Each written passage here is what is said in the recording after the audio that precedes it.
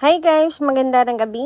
Welcome back po dito sa Gandara SIU channel for Showbiz Update. Ang tatalakayin nga natin ngayon at pag-uusapan mga kakimpaw ay pumapatungkol po dito sa pagkapanalo ni Paolo Avellino sa SDA 2026 mga kakipi, kung saan ang mga Kimpawlandias ay wala po mapagsidlan ng kanilang tuwa at saya. Lahat po ay nagdidiwang mga kakipi, and mayroon pa nga pong gumawa ng kanta tungkol dito sa STA. So, alamin natin yan at pag-usapan dito sa ating video na ito mga kakimpaw. Pero bago po ang lahat, sa mga hindi pa nakaka-subscribe dito sa ating channel, pakiclick lang po tayo na ating subscribe button at notification bell na nariyan sa baba para mag-i-updated po kayo at ma-notify tuwing may bago tayong chika at balita hinggil sa Kimpaw. Maraming salamat. And ngayon naman dumako po tayo sa pagbabasa ng comment mula sa ating subscribers hinggil po sa mga previous update. Mula po kay Miss Day Magiyat, sabi niya rito, "Hello Miss Gandara, kaya nasasabi ng mga bashers na nagparito kay si Kiam, maganda na siya dyan sa picture niya. Matangos ang ilong, kaya lalo siyang gumanda. Kasi inayos yung kilay niya. Syempre, nagme-makeup yan. Pati ilong inaayos sa makeup. Pero walang niretoke. Mga bashers lang ang tanga-tangahan lang para may maibash lang. Magaling lang talaga ang nagme-makeup kay Kim. Ano bashers, maliwanag na ba sa inyo? Tingnan ninyo yung kilay ng idol nyo. Parang kilay ng... Kaya ang sungit ng mukha, tapos tinernohan pa ng malaking mata, kaya walang dating. Na mabuting babae. Ang tapang ng mukha. Pero si Kim, dating ganon ang itsura. Pero si Kim dati ganon ang ayos ng kilay, kaya binago na. Kaya lalo siyang gumanda. So, nasa rin po pag-aayos din minsan, no, mga kakipi. Minsan bigla kang nag-iibang tao pag ikaw ay may makeup, mga kakimpaw. So, yung kay Kim, yung kilay nga niya, may pagbabago ngayon, mga kakimpaw. Siguro shinib, mga kakipi, depende sa kung anong babagay sa'yo, mga kakimpaw, diba? Medyo makapal din ang kilay ni Kim noon, mga kakimpaw. Pero, ayun nga, magaling yung makeup artist ni Kim eh. Alam ko ano yung babagay po sa kanya, mga kakimpaw. Pero walang neretoke po sa kanya, mga kakimpaw. Hindi lang talaga makaget over yung mga to dahil siguro, ayun nga, hindi po nila gusto na si Kim ang nasa puso ngayon ni Paolo Avellino. Alam niyo naman, bukod sa hangad nilang magkatuluyan ang idol nila at saka si Paolo, meron din silang personal na kagustuhan kay Pao. Kaya yun, puro inggit ang alam po na at paninira kay Kim, na para bang mapapalitan nila si Kim sa puso ni Pao kung gagawin nila yun, mga kakimpaw. No? Ang hindi nila alam, lalo lamang pong nawawala ng amor si Pao sa kanila. So, about sa paparetoke na yan, mga kakimpaw, ang tagal ng issue na yan. Pero wala naman silang pruweba, mga kakimpaw, ano? Wala naman silang mailabas na pruweba. Kasi mula noon, ganun pa rin naman ang itsura ni Kim sa ngayon. Anyway, muli congratulations po pala kina Kim and Paolo. So, you beside me hanggang dulo ng laban ang Kim Pao. Lumaban po talaga ang solid Kim hanggang sa huling segundo. Pero mas nanaig pa rin po ang boto para po kay Paolo Avellino na mga Kimpawlandias and Paolo Avellino Global. Pero ganun pa man, panalo pa rin po yan ni Kimi. Para po sa akin, panalo pa rin po si Kim dahil yan ang kagustuhan ni Kim Chu. So, gustong-gusto niya makita na makad, sipaw, sa babang carpet, and the same time magsalita ng Korean. So, lahat tayo mawi-witness na rin yan, mga kakimpaw. And for sure, napaka-pogi ni Paolo Avellino. So, ayan, grabe ang laki ng itinaas ng votes ni Kim, no? In just last minute ng votings from 20% to 31%. Grabe, ang tindi rin po talaga ng mga KCGs, as in talagang nilaban nila si Kim. Yung dami, parang anong laki ng kanilang ibinagsak para po kay Kim Chiu. Tahimik lang po sila, pero ayan na. Nagbabadya pala talaga sila mga kakimpaw. Pero ganun pa man, kahit naman sinong manalo sa kanila ay okay lang. Sabi dito, ang sarap sa eyes na magkasunod sila. Ibang klase ang happiness. Kudos talaga sa Kimpaws, KCG, Kimers, at PAG.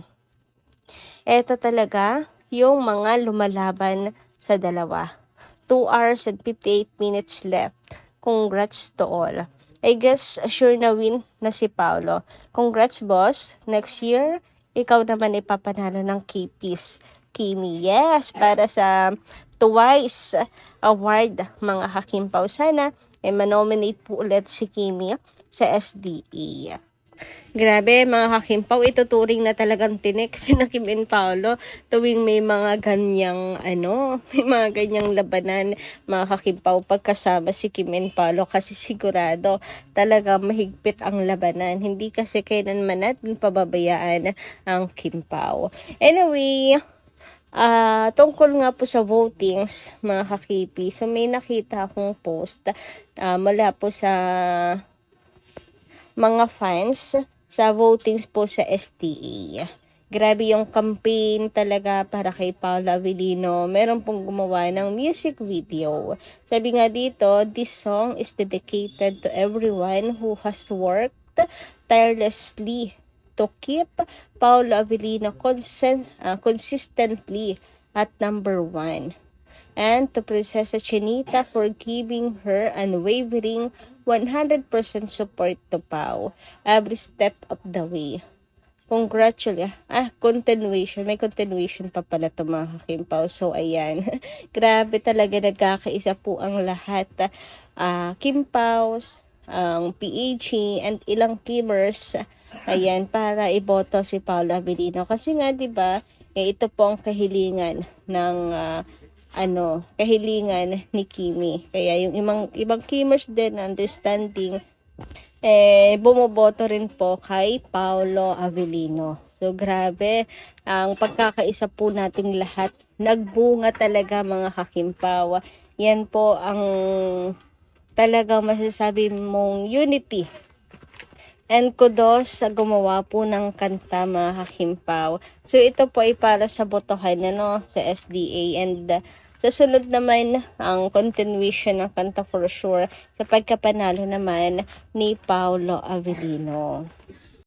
Samantala, dumako naman tayo ngayon mga Hakimpaw dito sa ginawa pong pagprotekta sa boto po ni Paolo Avellino para hindi po mahila ni Ann Curtis pababa si Pao sa number 1 mga Hakimpaw. So makikita nyo nga po dito, ayan, si Kimi po ang umakyat sa number 2. Dahilan para po bumaba ang percentage ni Ann Curtis at siya po ang maging number 3.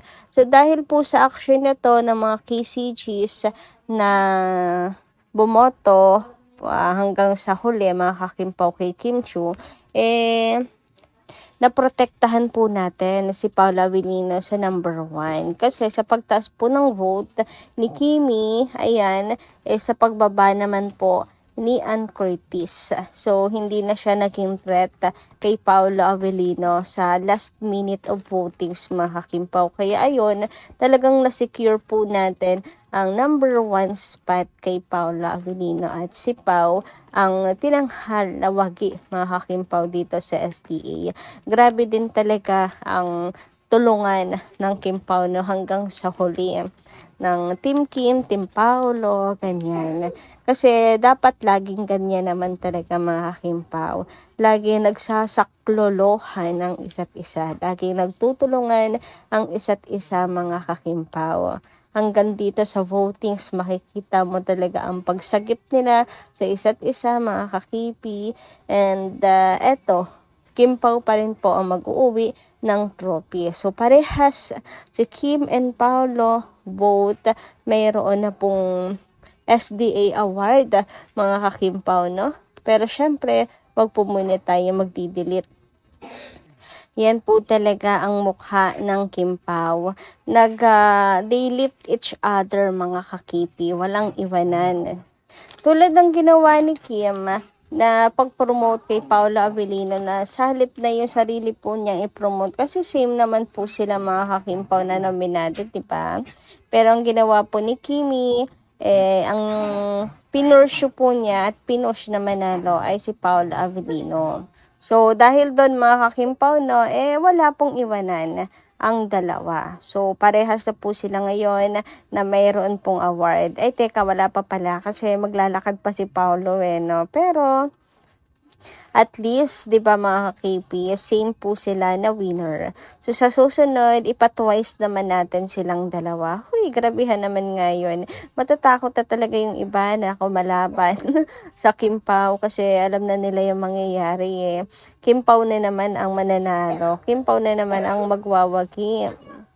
Ganyan kalakas ang tambalan ng dalawa. Kaya nga nung nabalita yung MMFF, 'di ba? Sabi antindi rin talaga ng dalawang 'to. So yun lang po muna ang ating update para po sa gabing ito. Maraming salamat kayo sa inyong pakikinig. And kita-kits po tayo muli sa mga susunod na ating chika. Maraming salamat at ingat po palagi.